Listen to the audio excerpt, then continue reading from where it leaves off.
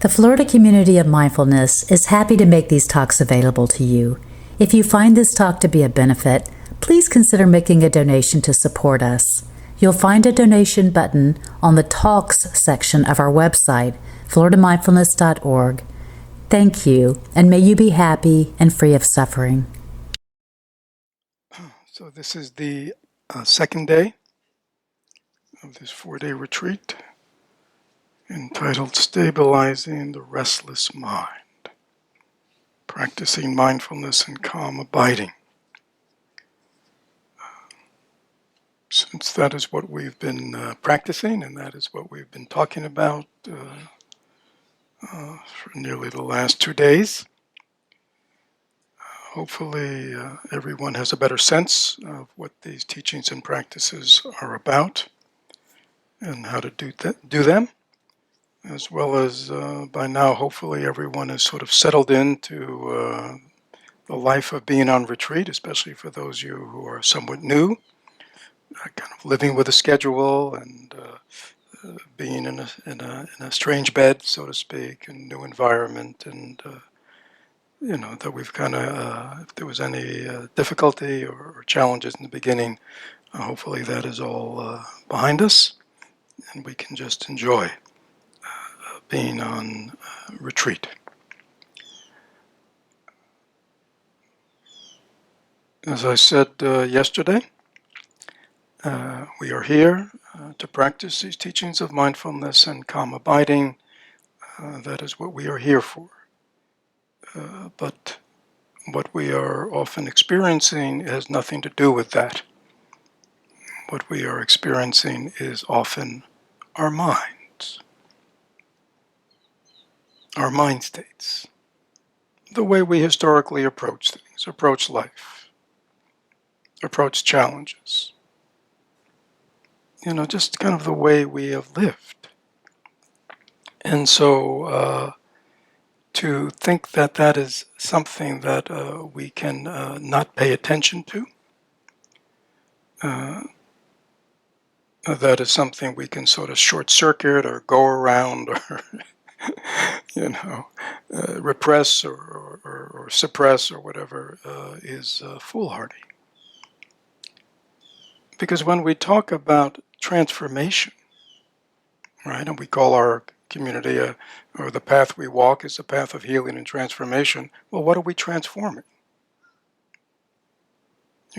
Transformation has an idea that we're taking something that's already formed and changing the formation, right? Transformation. And so it is this very mind of ours, unruly, right?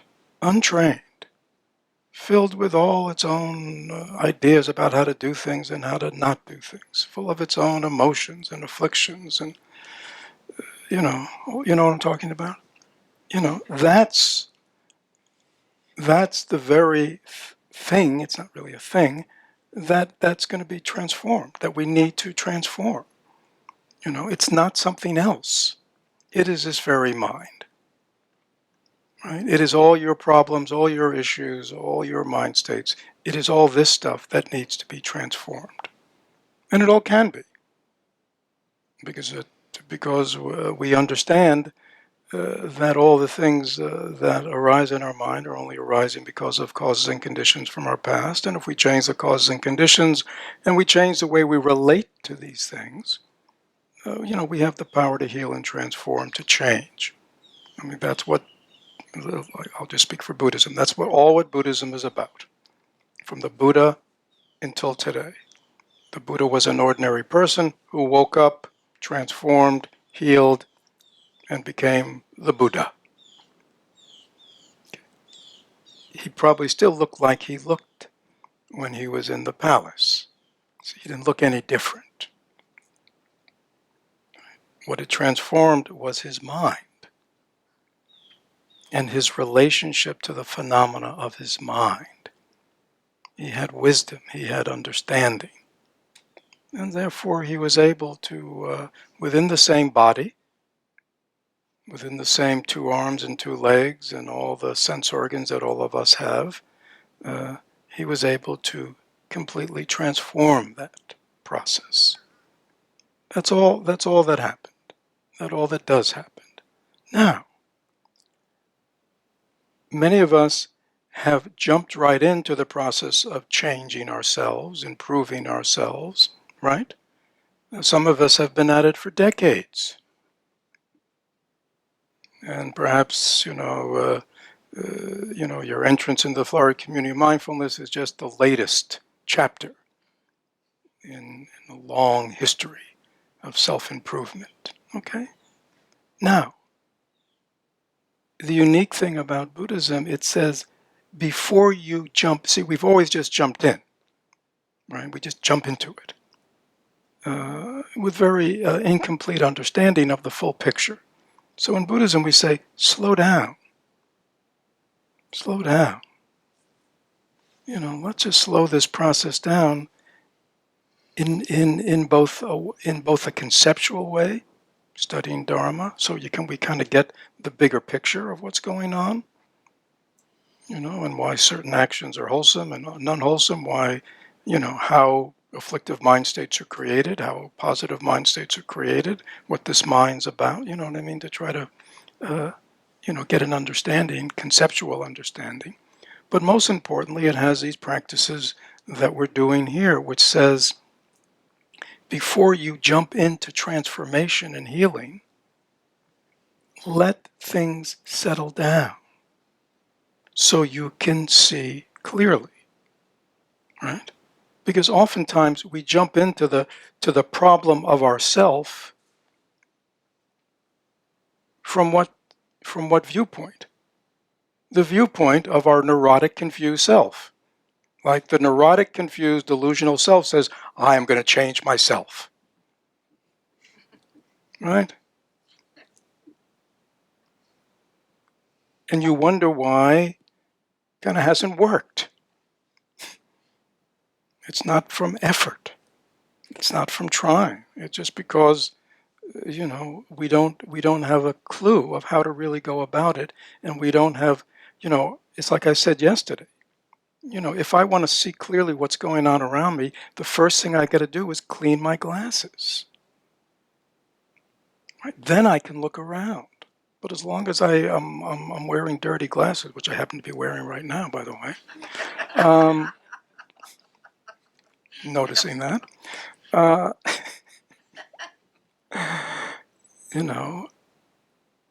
it's not all for naught, but it's just more confusion. So we want some clarity of mind, some stability of mind. And the teachings and practices of mindfulness and samatha are the way we do it.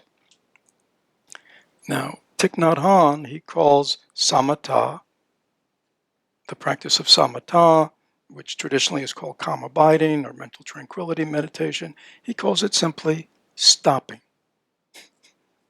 Okay? Stopping. We need to stop. Stop what we're doing. Stop endlessly doing the same thing. Stop and let things settle.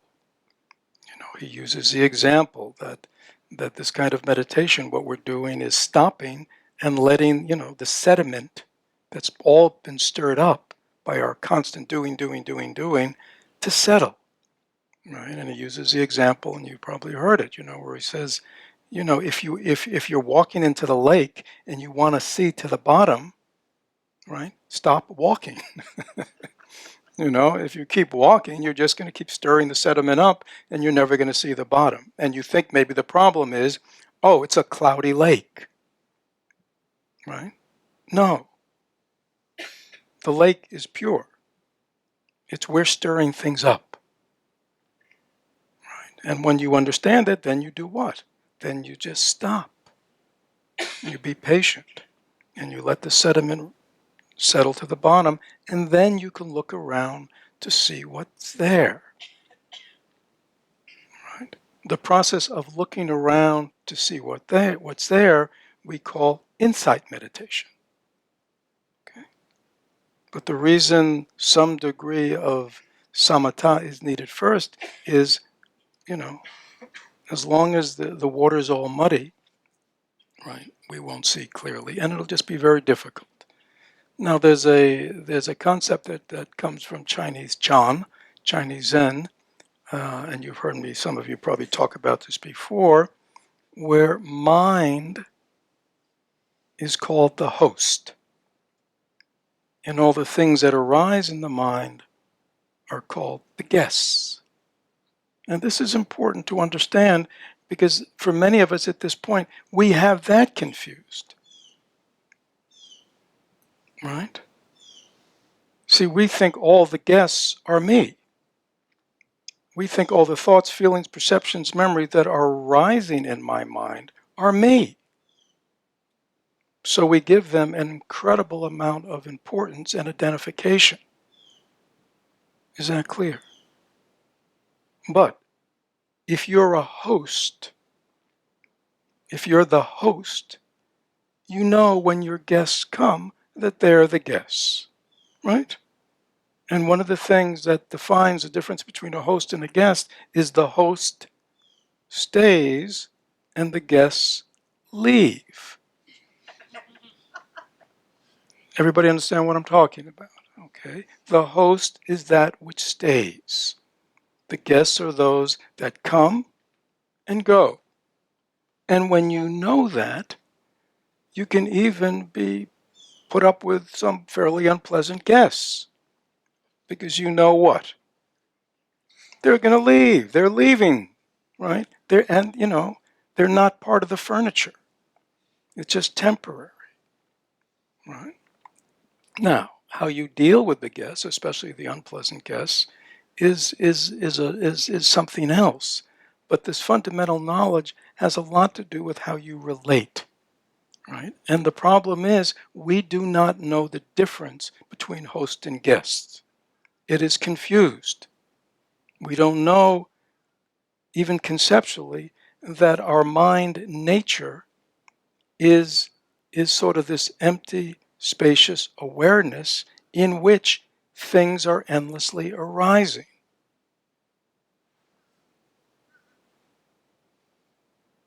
Right? Our basic mind is just this fundamental capacity we have to be aware. Right? We are aware of things we see. We are aware of sounds we hear. We are aware of things we smell. We are aware of things we taste. We are aware of the things we feel in our body. We're aware of thoughts when we're aware of thoughts and feelings and emotions and memories. Is that clear? All of that is arising in mind, in awareness. Right? And so to keep that analogy going, this mind, basic mind awareness is the host. Identify with the host. But most people, if not everyone, identifies with who? The guests. Right? And they're endlessly coming and going. And they have no stability.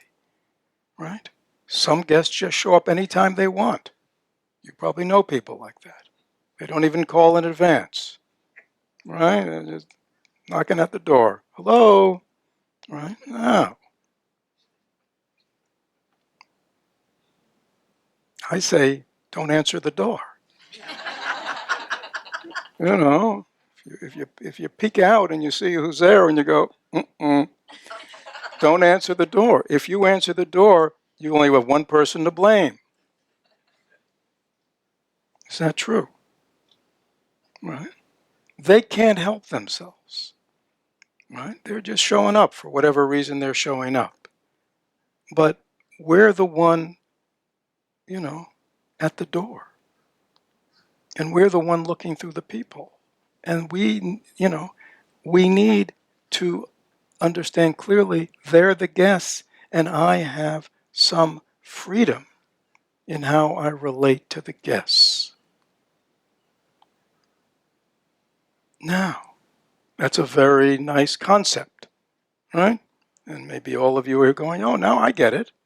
Well, but to get it, really get it, means you get it in your meditation. Because in meditation, we are experiencing that directly. It's very clear. We sit.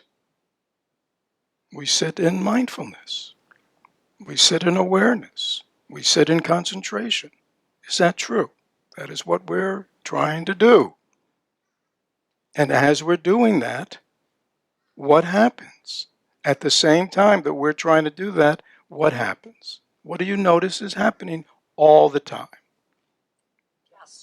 What? Guests are showing up. Welcome guests. Yeah, but sometimes, we welcome them, right? Sometimes we welcome them in. What? We entertain them, yeah. And then we wonder why they keep coming back. Good point, Jacqueline. Yeah, good point. Right? Yeah. I mean, if you treat your guests really nicely, they're going to want to keep coming back. Right? Don't blame them. Right? Stop being such a good host.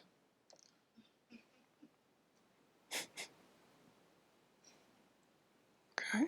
So, in meditation, we maybe for many of us have the first time to really see clearly what we don't see in our daily life. Because in our daily life, it's just happening, right? And we're just bouncing around.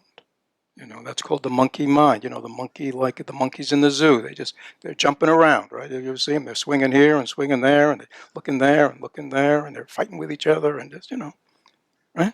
Just having a great time. But they're just monkey mind. They're just all over the place, right? Which is probably very normal for a monkey, right? And they seem to do it quite well.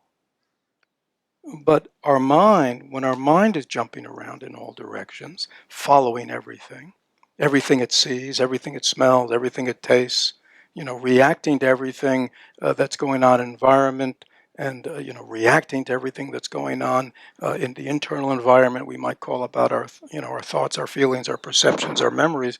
When we're constantly reacting like that, there's no insight, there's no clarity, right? There's no even capacity to assess what's going on.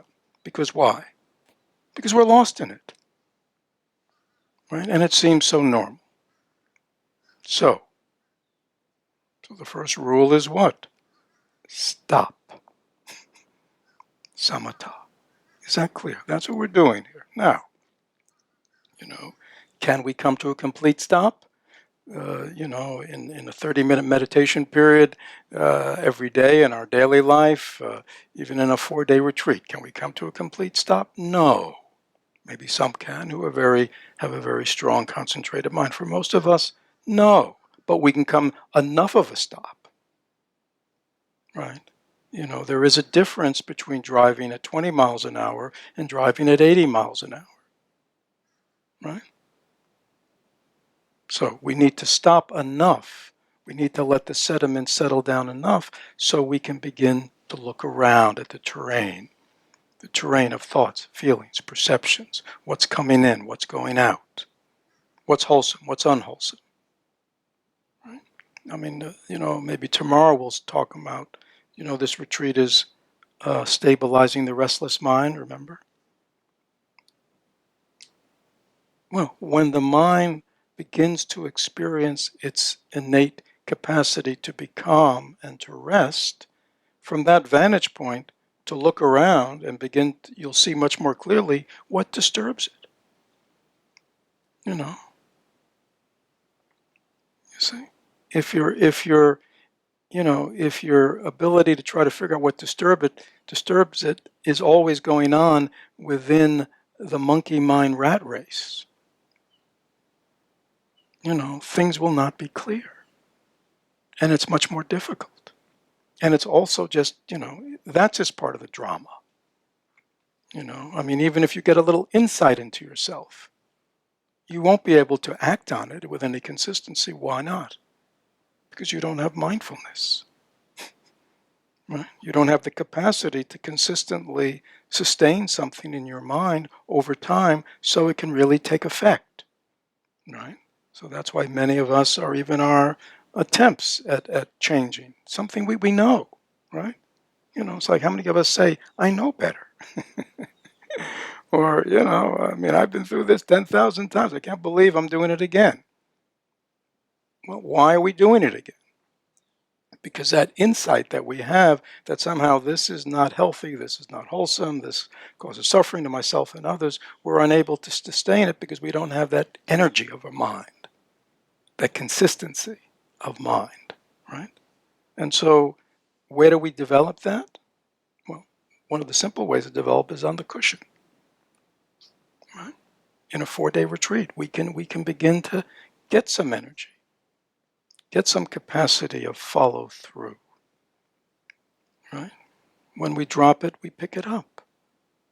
Right? Usually in our life, when we drop it, it's not the 3 days later that we remember, oh, I dropped it, or 2 hours later. What was I supposed to be focusing on? What was I supposed to be concentrating on? What was that insight I had this morning? I was going to take into my life today, right? Because we don't have that capacity to hold things over any kind of time frame. So, this practice.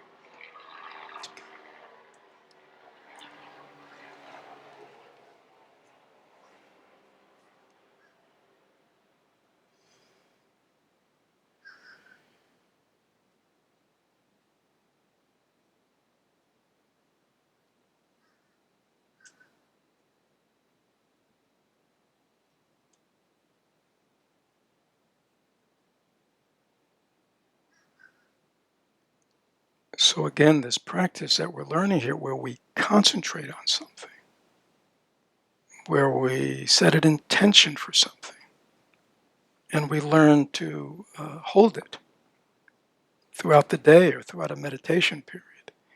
And when we drop it, we learn to stop and pick it up again, right? And then drop it, and then we pick it up again. You see, it becomes, all of a sudden, over time, it becomes it's like a mental habit that's a good one. Oh, we get it now. I know how to do that. So even if I get lost for a moment, I know how to get back on track. See, many of us don't know how to get back on track, do we? And we think that's like a failure. It's not a failure. It's just a lack of a certain skill. What's the skill? Mindfulness. Sati. Sati has this quality of remembering, not forgetting. Right? Oh, I'm supposed to be I'm supposed to be counting 1 to 21. Completely out of my mind. I was just, I was thinking about lunch. You know what I mean? It's like, sati. I remember. Oh, that's great. You have sati. You have mindfulness now. Good. And the more every day, every year you cultivate it, it gets stronger. It's a skill that comes from practice. So, I mean, is this clear? And again, the things we talked about last time, like laziness and discouragement and self-esteem issues and all those kinds of things, lack of trust, lack of faith, all these things are just add-ons, you see, which just make the practice more difficult. It's like we have each of us has our stuff, right? You know what your stuff is. And we bring it to life. We think it's in life. No, we bring it to life. I often say to people, no, there's nothing to be dissatisfied about. It's in you. You have the seeds of dissatisfaction that are always looking for something to be dissatisfied about. There are people who have the seeds inside themselves of discouragement, right? And so they think, oh, it's because of that situation that I'm feeling discouraged. No, that situation is just that situation. You're bringing the seeds of discouragement and projecting them onto that. But if your mind isn't clear, if you can't see that that's all that's going on, right? That the seeds of discouragement, the mind states of discouragement have arisen in me, not out there, in me. And it's an unhealthy mind state. That's all it is. It is not endemic to the mind.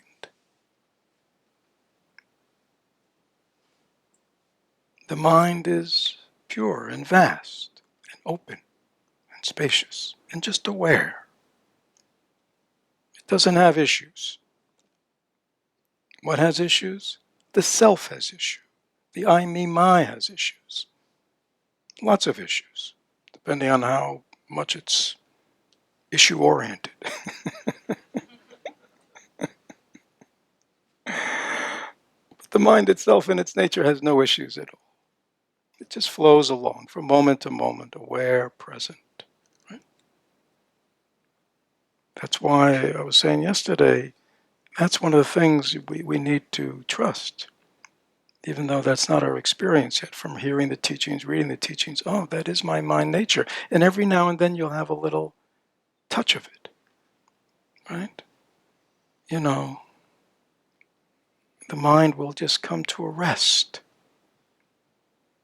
right? There'll be nothing going on, but there'll be awareness, and you'll feel at peace. Right? Not for any reason other than you're just resting in your mind, not doing anything, and the mind's at peace. Where is that peace coming from? It's coming from its own nature. Our minds are at peace, right? You know, we say, the leaves are moving, but it's the wind that's moving the leaves. It looks like the leaves are moving, but it's the wind that's moving the leaves. It's these winds of our karmic conditioning that's endlessly moving our mind around, blowing it this way and that way.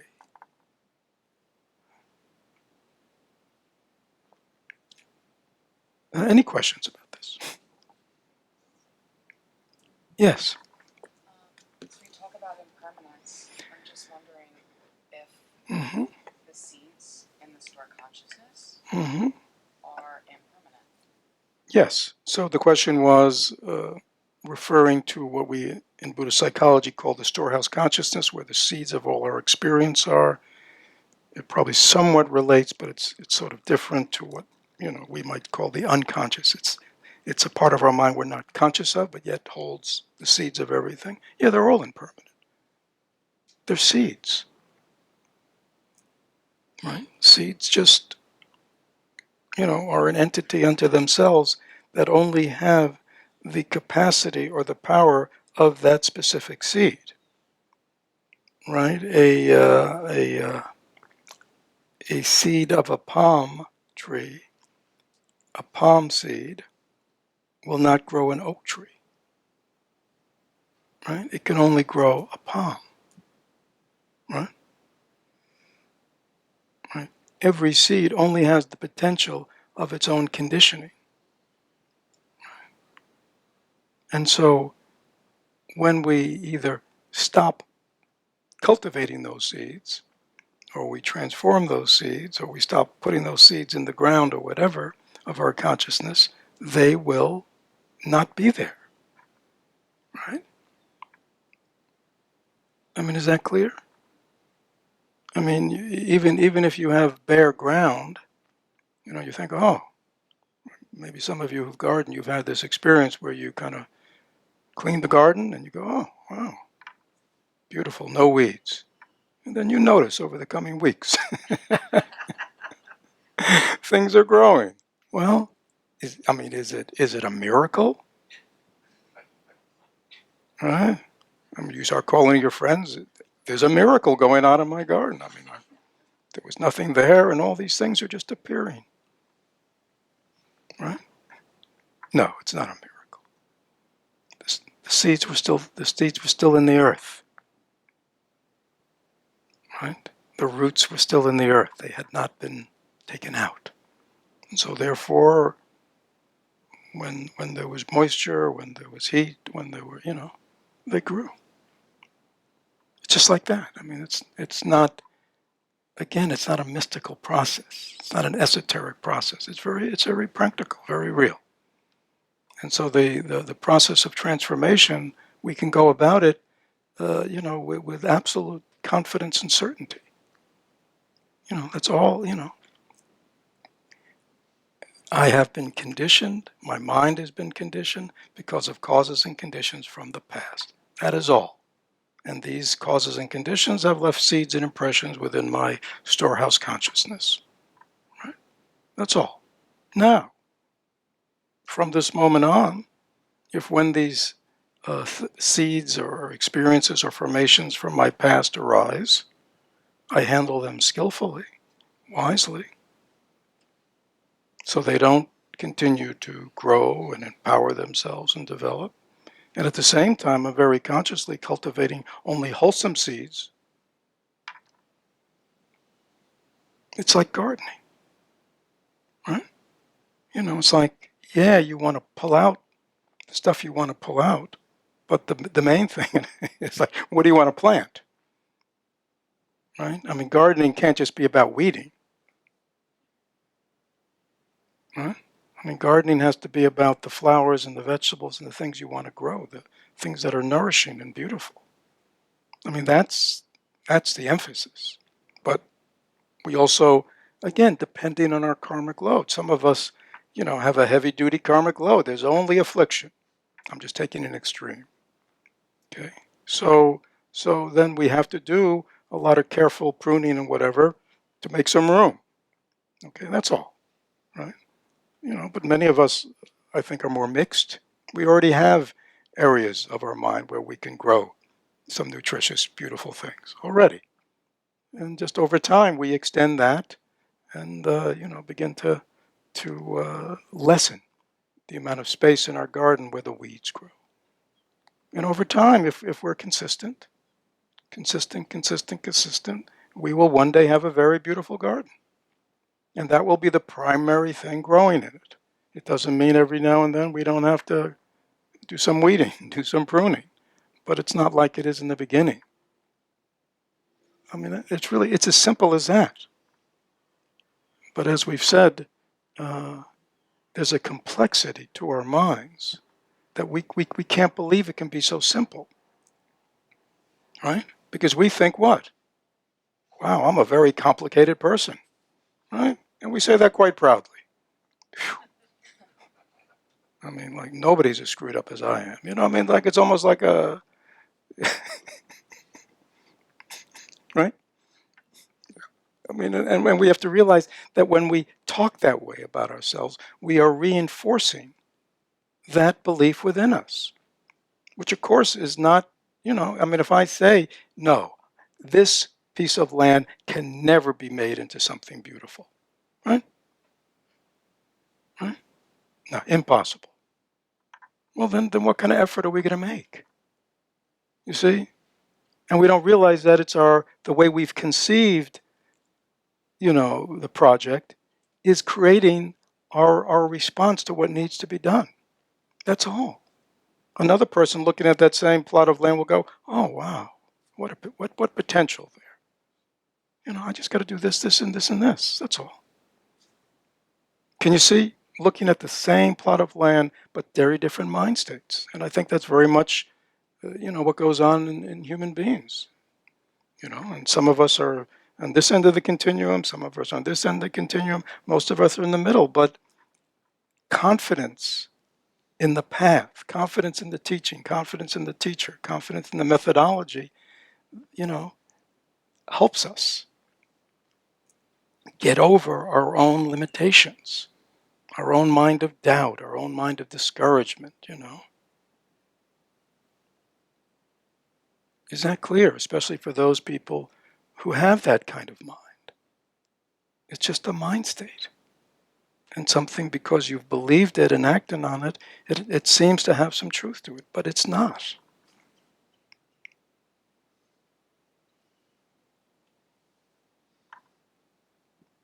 Yes? So if we look at it from a physiological point of view, the concepts we bring from subconscious to conscious gets reinforced, and we build maybe more neural pathways, which results in our brain shifting more towards positive or negative thought patterns. Sounds good? Yeah. Yeah. So, what's your first name again? Orhan. Orhan was just sharing from a more neurological point of view. Oh, questioning. Oh, I see. I'm not a neurologist. Actually, he's not here, but we have a member or Gunther's here. Maybe Gunther, Maria. We can afterwards. You can talk to him. All right, Gunther. He's our scientist over there. But yeah, yes. I have a question about some of those negative emotions and just what place they play. Because in life, there's always going to be ups and downs, and there's going to be opportunities for sadness and grief, disappointment. You can't always be roses. So how do you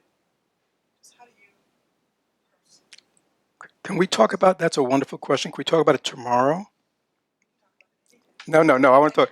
In other words, I mean, that's where we're going, but I'd like to have another day of just mindfulness practice so our minds are just more settled and clearer. Because, yeah, it's like I've said, that's the journey, right? I mean, the whole reason, that we cultivate meditation and mindfulness introspection. So, in our daily life, our real life, so to speak, we can be freer of negative emotions and have more positive emotions. So I want to deal with that. Just give me another day. Okay, okay. And catch me tomorrow. Okay. No, I appreciate that. Yes, Gunther. You're like a very accomplished meditator. You can overcome very fundamental reactions to the environment. I'm thinking of perceived danger, release of adrenaline, catecholamines within milliseconds, Yeah. reaction. And the reason why I'm asking this is because these are mostly the situations that I regret afterwards having reacted to. Say that. What the last thing you said? Because these are the. These are perceived danger, right? Yeah. Lashing out. And often in our society, perceived danger is the real danger. Right. Danger. Yeah. But it seems to tag onto these survival mechanisms, right? Something's flying towards you, right? Yeah. So I mean, yeah. So the question is. The question is this kind of, I'll just put it in my own words, this kind of deeply inbred historical reactivity that many of us have cultivated in different ways. Is it possible to really transform that, change that? Okay. Now, again, I would say yes. Now, I mean, I was interested in how I took your first question, which is it even possible, even for these very prime, like the survival mechanism, in a real, and we know from the accounts of great meditators for centuries that they talk about living. I mean, I was recently reading the biography of Ajahn Chah, who was a very famous forest-dwelling master in Thailand, who has passed, and he talks about living in the jungle with tigers and and really, and how you can get to a place where there's basically no reactivity even from normal reactivity. So so can one's meditation be so strong and so inward that one basically has kind of severed kind of ties to even one's sense organs? And again, this is not my experience, but they say yes. Now again, that is not a constant state.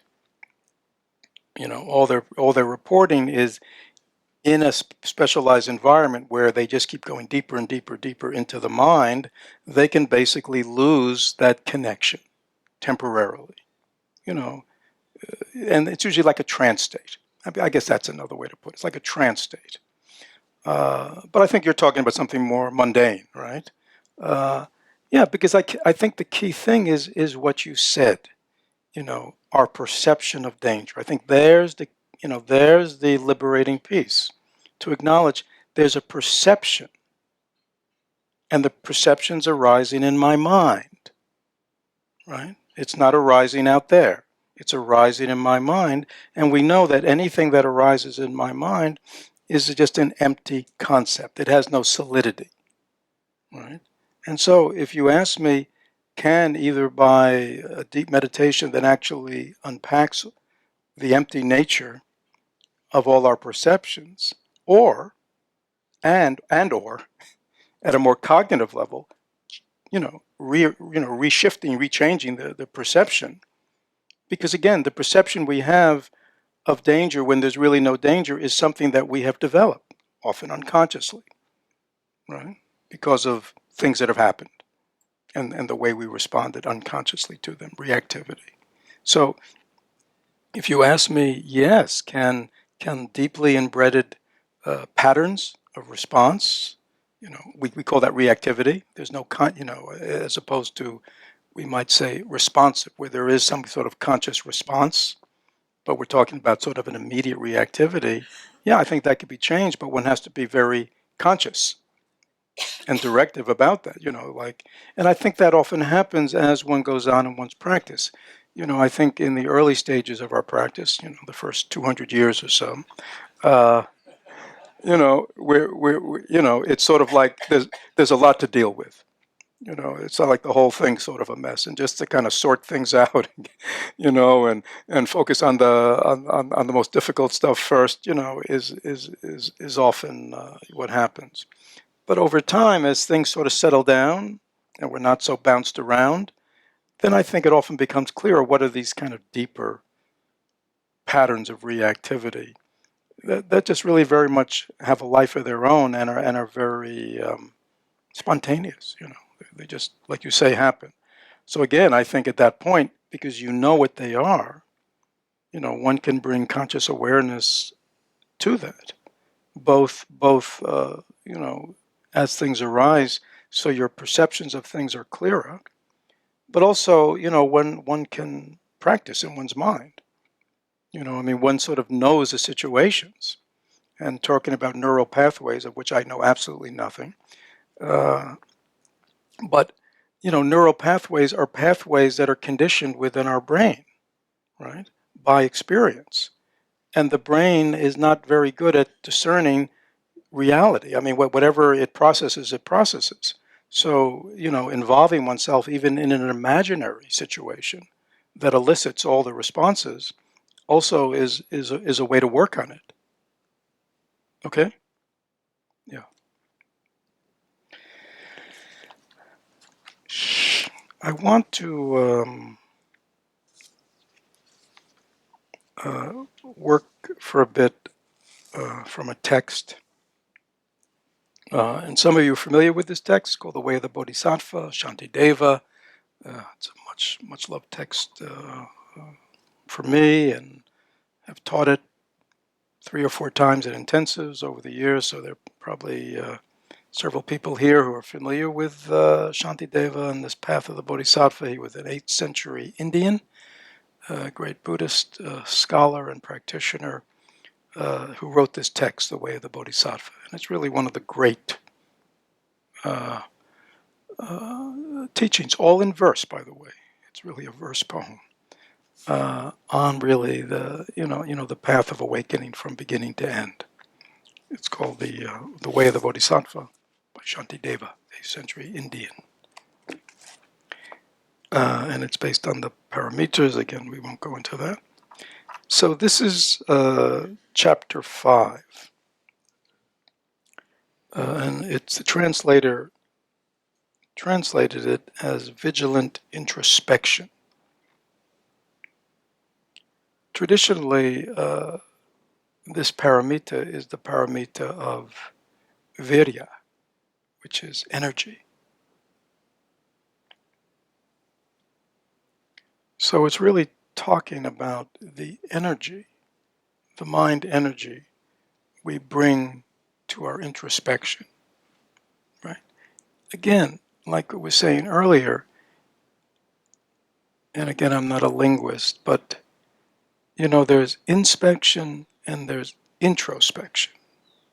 And it would seem that introspection is more internal, while inspection is perhaps more external. And so introspection is just another word for when we are now examining our own mind, our own experience, right? When we are, observing and judging and assessing everybody else's, let's call that inspection. And many of us, unfortunately, spend most of our time inspecting the behavior and the mind state of others. But in this path, we want to begin to introspect. Right? We are examining our own minds, our own experience, our own emotions, our own response patterns. Is that clear? Introspection. So he's calling it vigilant introspection. And this is, again, in verses. So we'll see how far we get. So he begins. Those who wish to keep the trainings must, with perfect self-possession, guard their minds. Without the guard upon the mind, the trainings cannot be preserved.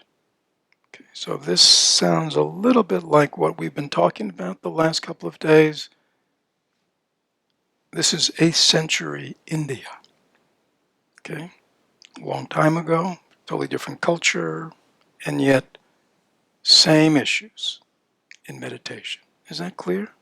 So don't think that somehow, we have unique challenges. In a certain way, I mean, the minds have changed, but the fundamentals of how we go about this process of transformation is the same.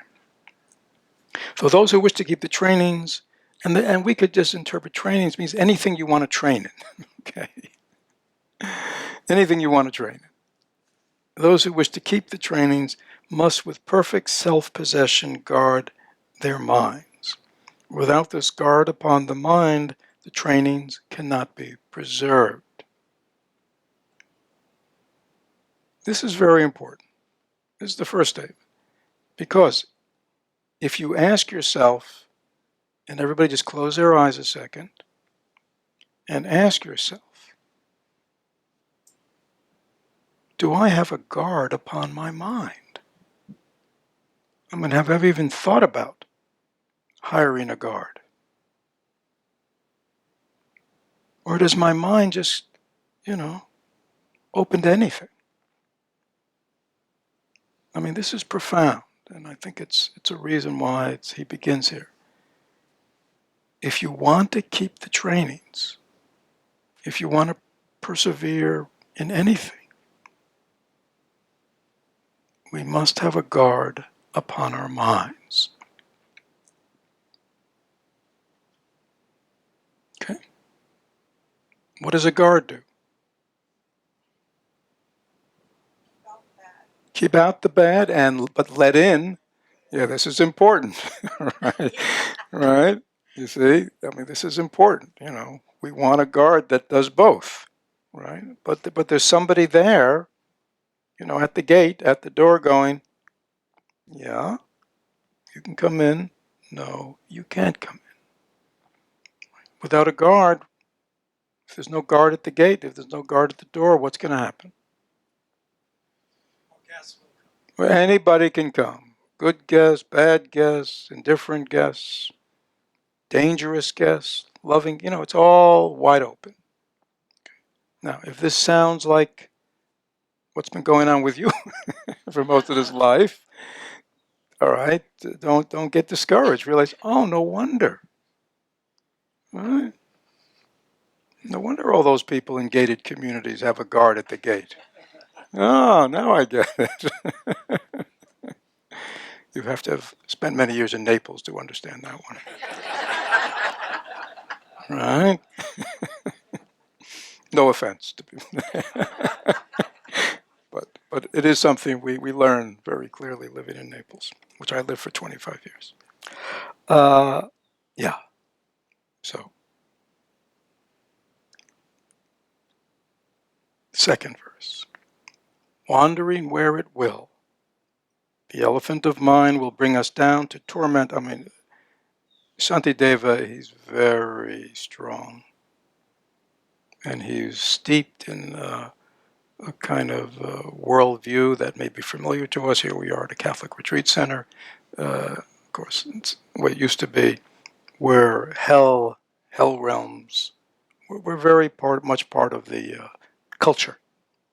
People believed in these things, many realms. So wandering where it will, the elephant of mind will bring us down to torment in the hell of unrelenting pain. No worldly beast, however wild and crazed, could bring upon us such calamities. So he uses the example of the mind like an elephant. Now, an elephant in India is a very powerful example because of all the animals, and it was a culture where there were lots of animals, not just domesticated, but wild animals everywhere still. The elephant was the biggest, the strongest. In a certain sense, when the elephants went wild, it could be most dangerous, right? Most destructive. So he calls it the elephant of mind, right? Wandering where it will. It can even bring us down into the torment of a hell of unrelenting pain. There may be some of us in this room who said, "Oh, I've been there." Okay, not as a geographic place, but as a mental place. We know, yeah, I've been that place, or close to that place, or maybe one of the anterooms of that place. And just using that as an example. That's saying this mind, elephant of mind, left to its own devices, can just run amok, and who knows where it'll take us. And again, so if you kind of use that as an analogy for all afflictive mind states, he's saying, is there anything else that really has the power to cause us such suffering? Right?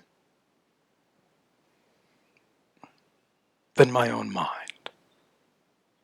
Again, we often think that our sufferings are caused by others. But he's saying, no, really, the most dangerous animal, so to speak, that we face is the crazed elephant of our own mind.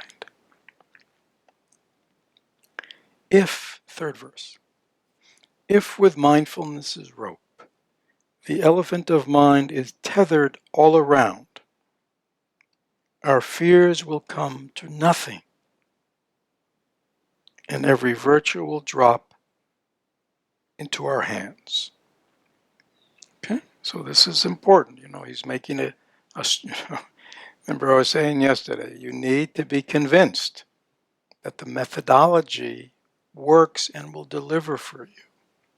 So he's saying, even this powerful elephant, if tethered by mindfulness,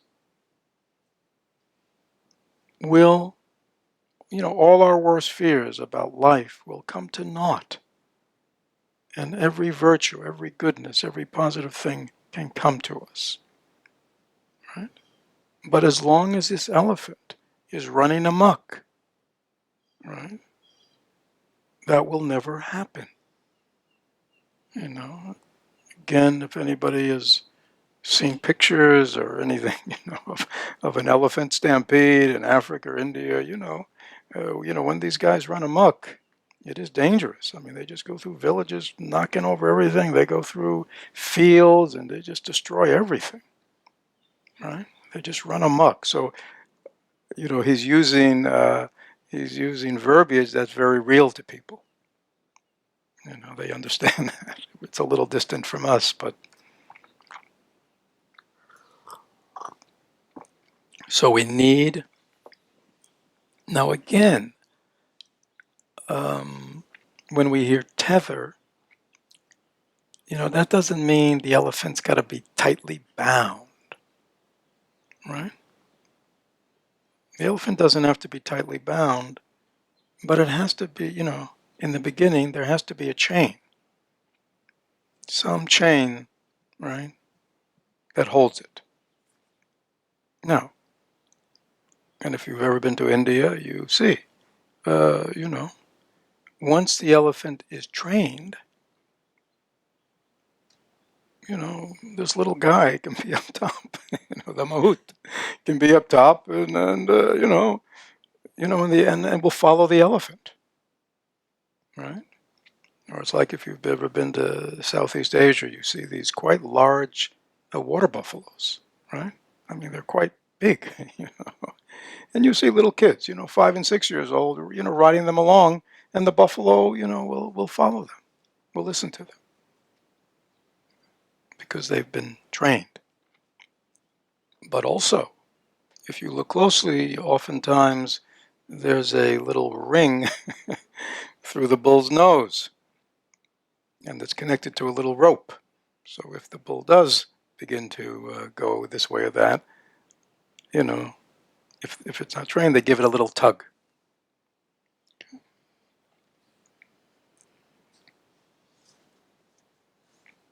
Mindfulness is rope. That's all. And again, mindfulness meaning the mindfulness that knows where we are. It's clear to what's going on right now, and it remembers. In this case, it remembers what's wholesome and what's not wholesome, right? Or like the guard, who's on the list to come in and who's not on the list. Is that clear? That's all you need, right? You don't need, it doesn't say an armed guard. It doesn't say an army. Just a guard, right? Somebody there that can check IDs, can identify positive and negative, wholesome and unwholesome, good or bad, wanted, unwanted. Is that clear? And again, we need to ask ourselves, do I have that kind of guard on my gate, on the gate of my mind? Is there a part of me that has that presence of mind, that self-awareness, that is just simply aware of what's arising in my mind? Right? And if it's wholesome, if it's good, if it's benign, it's okay. But if it's not wholesome, if it's toxic, if it's destructive,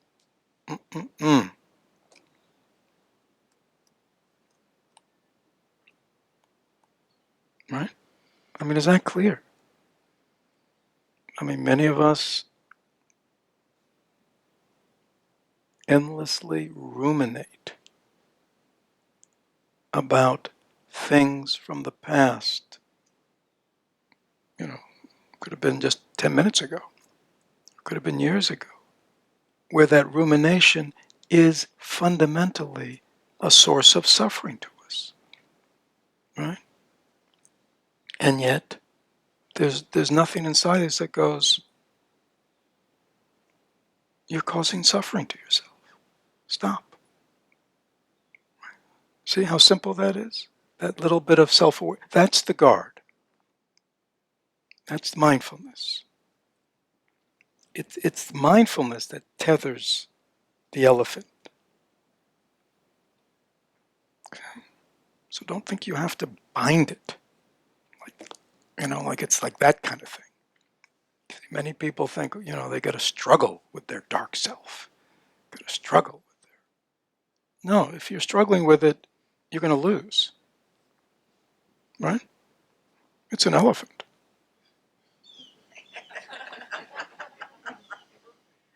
Right? Right. I mean, you also see in India that they just tie one of the legs of the elephant. Just one leg. That's all. You don't have to tie the whole thing.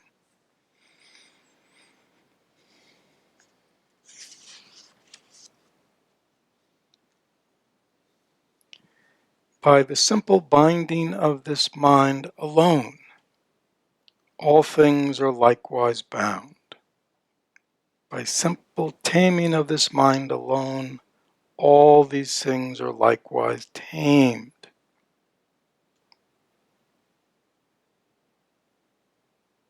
This is very important.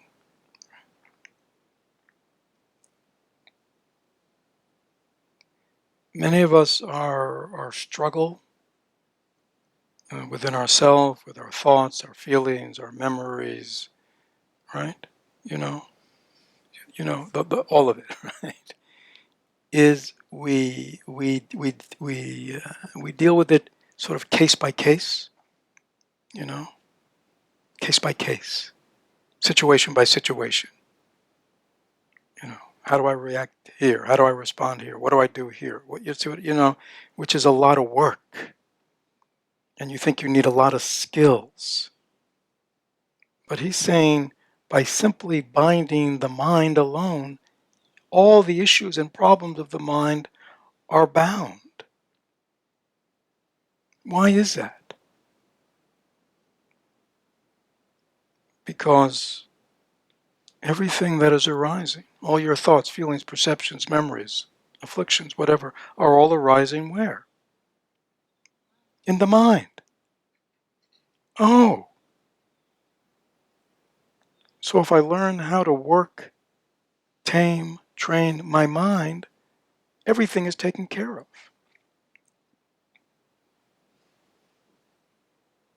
Is that true, Chris? Okay. A little quizzical look on your face. All right. I mean, is that clear? So that's why this is a mind skill. It's sort of like we were talking yesterday. If you're going to the gym because you want to become stronger, right? Well, that strength you develop, you can use anywhere, right? You can use to lift things, to go for long walks, to open jars. You know what I mean? You see what I'm saying? It's you have bodily strength now, and you can do whatever you can use it in endless ways. And once you have this strength of mind, this mindfulness, you can use it in all situations. So this is why this practice of mindfulness, again, it's just interesting because in our culture, mindfulness, even, nothing to do with Buddhism, but just mindfulness, is very much in the culture these days.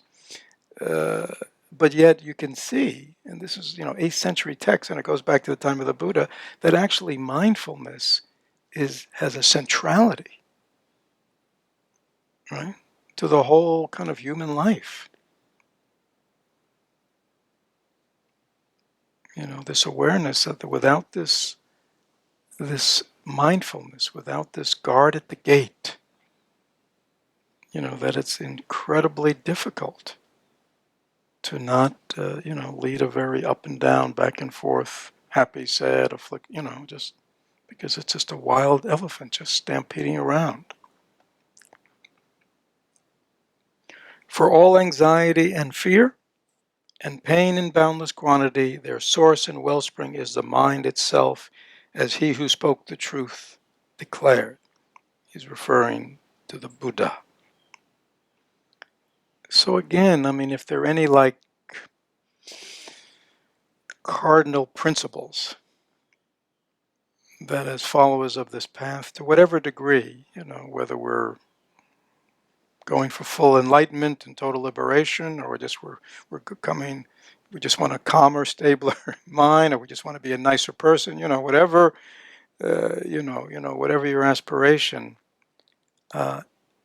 it can only be attained truly through the practice of mindfulness. Because the basis of all these qualities, positive and negative, arise only in the mind. And if there's anything we need to kind of get, we need to get that.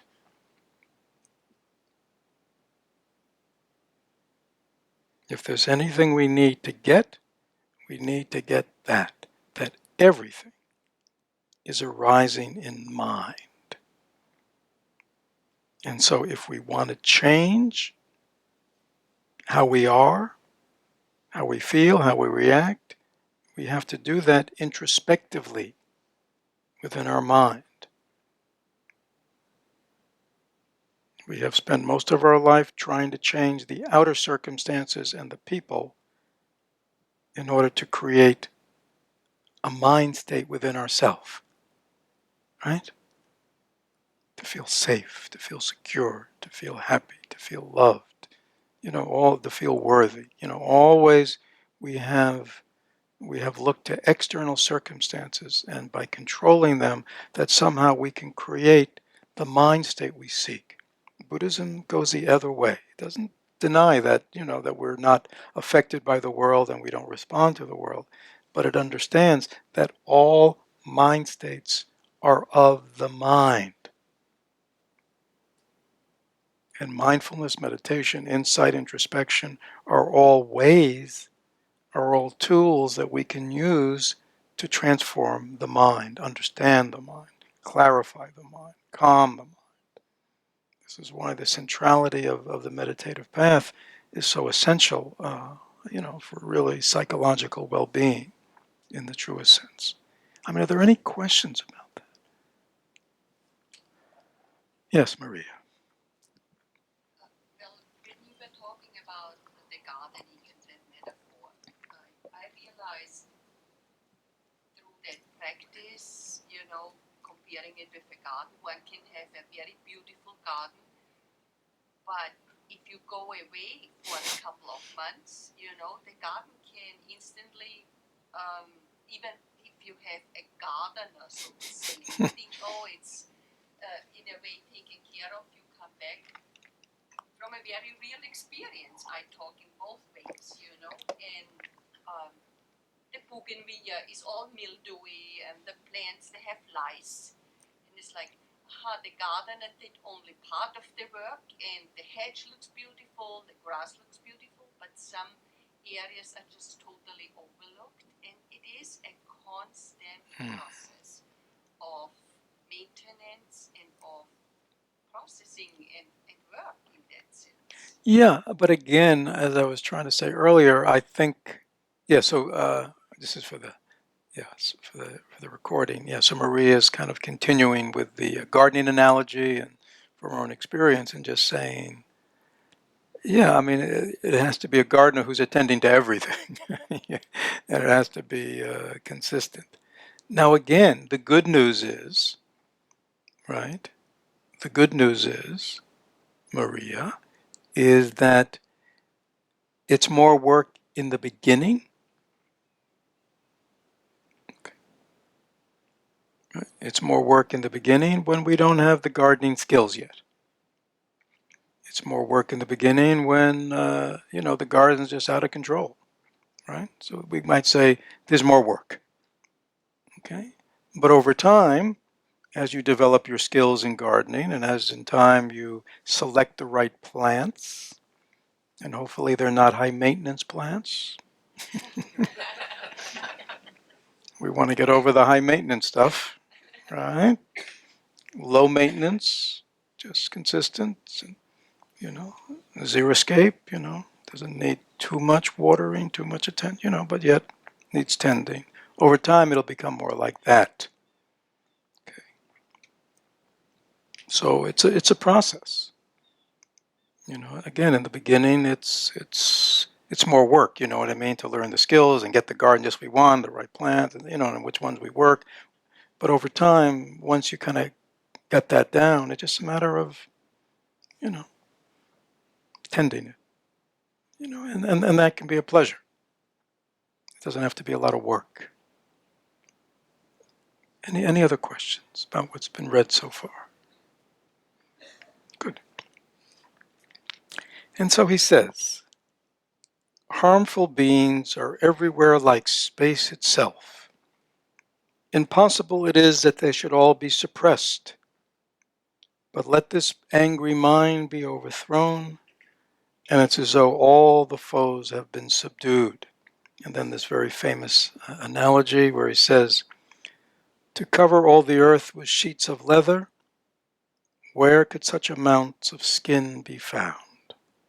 But with leather soles of just my shoes, it is as though I cover all the earth. I mean, these are very famous lines of his.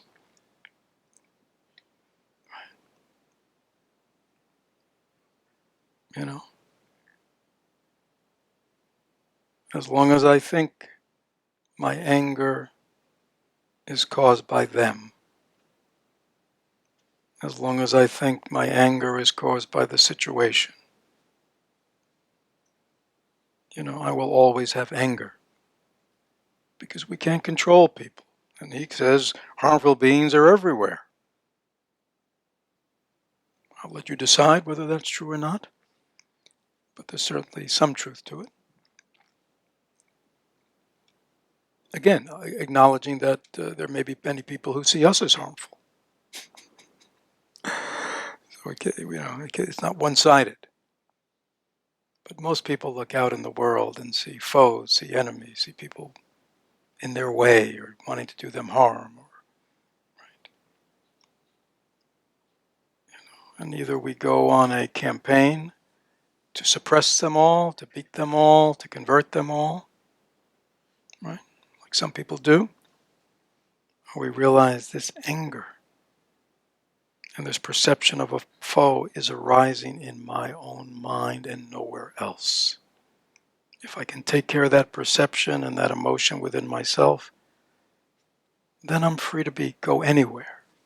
And it uses, again, this wonderful, I think, very powerful analogy, again, and the full analogy is, if you could imagine the whole earth is covered by thorns,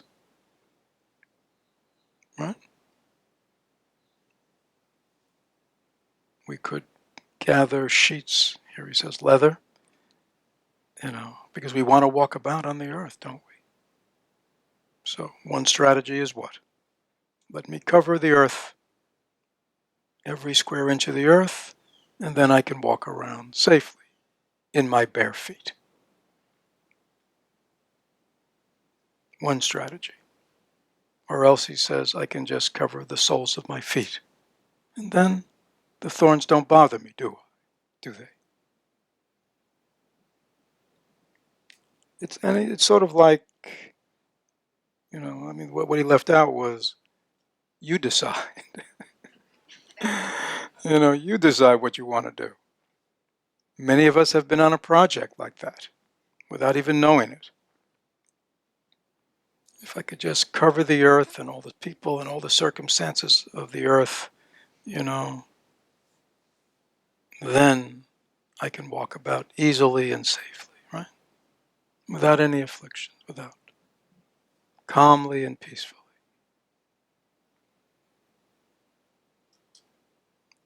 But not only is that a lot of work, but it is endless.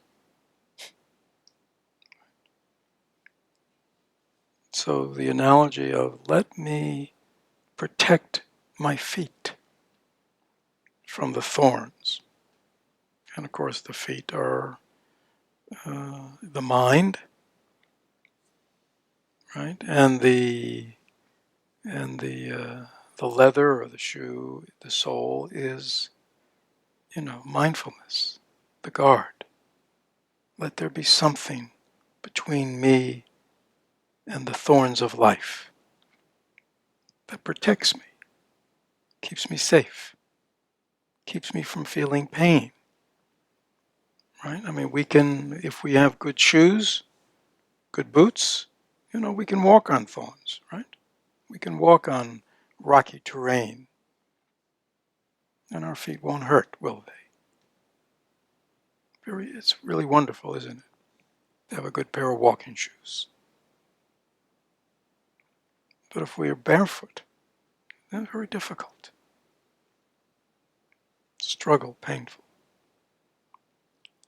And again, I think that is, I think it's a very powerful analogy for all of us to realize, no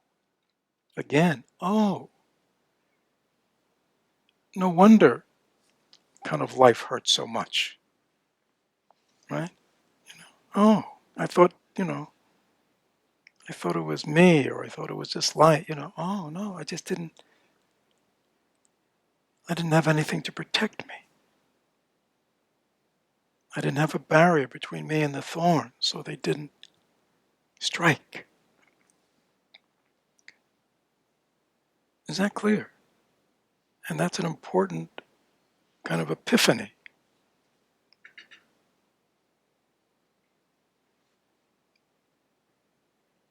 Because if you've always walked about on thorn-covered ground, and somebody comes along one day and says, Brian, where I come from, we have these things called shoes. And Brian goes, what?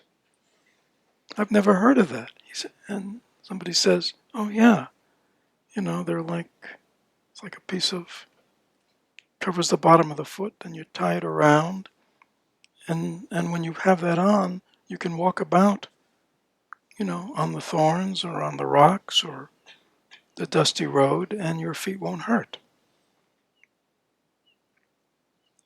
Now, if Brian is not a masochist or attached to his suffering, he might say, what? It's pretty good. And the next thing he'd say was what? Where can I get some, right? Don't just say, sounds good, and go back to, that's like many of us. We go, oh, sounds great.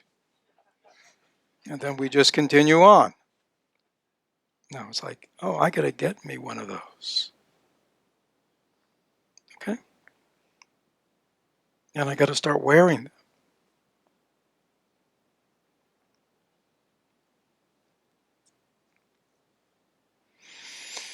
And thus the outer course of things I myself cannot restrain, but let me just restrain my mind and what is left to be restrained.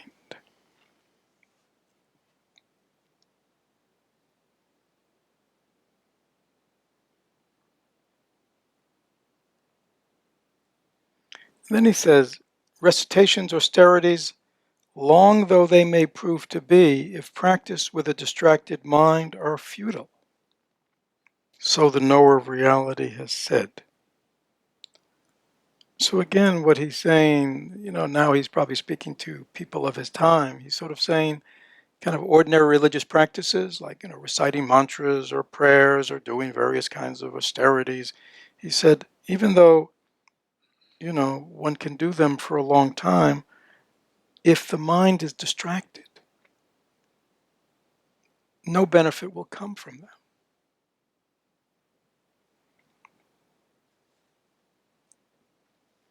All those who fail to understand the secret of the mind, the greatest of all things, although they wish for joy and sorrow's end, will wander to no purpose, uselessly. One thing about Shantidev, he doesn't mince his words. He's many quite strong, but in the beginning of this really wonderful text that really covers the whole path, he says, I wrote this text for myself.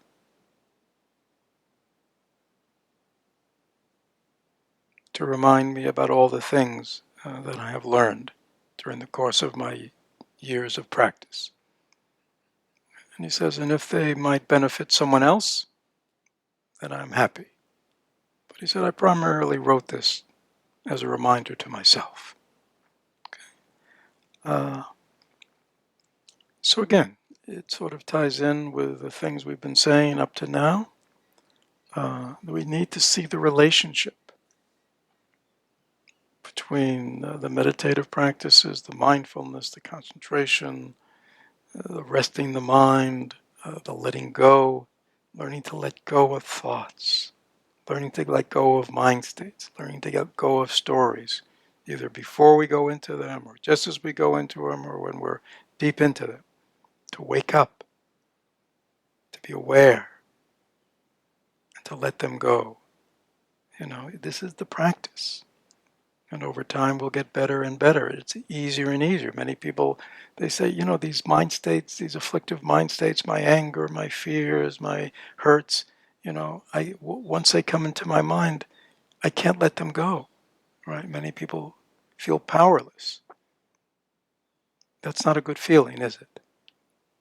And there's no reason to be powerless, right? So this practice of mindfulness and this practice of having a guard at the gate, a guard at the door. It's if we don't let them in, we don't have to be chasing them around, right? If we never let them in, we don't have to be dealing with the mess they've created.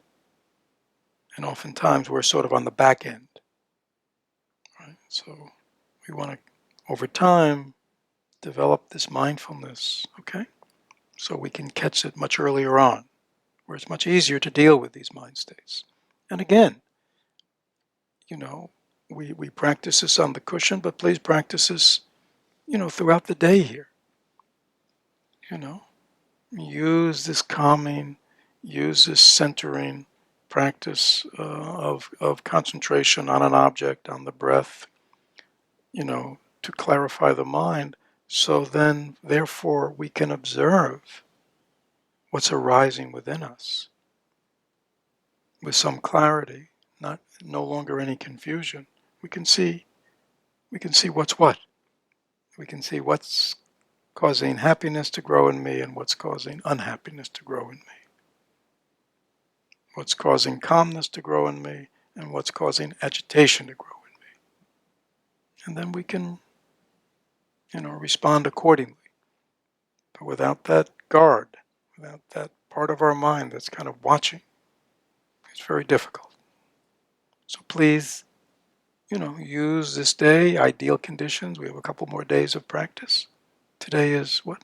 Today's Sunday. So we really just have but basically we're on a 2-day retreat, which is again a good chance for many of us to kind of get a better sense of this practice and get some practice at it. Okay? Don't worry if you're not perfect.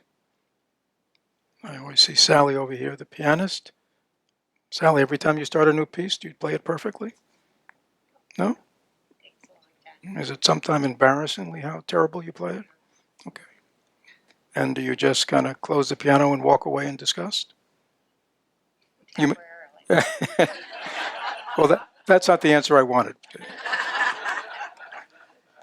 But the truth is what?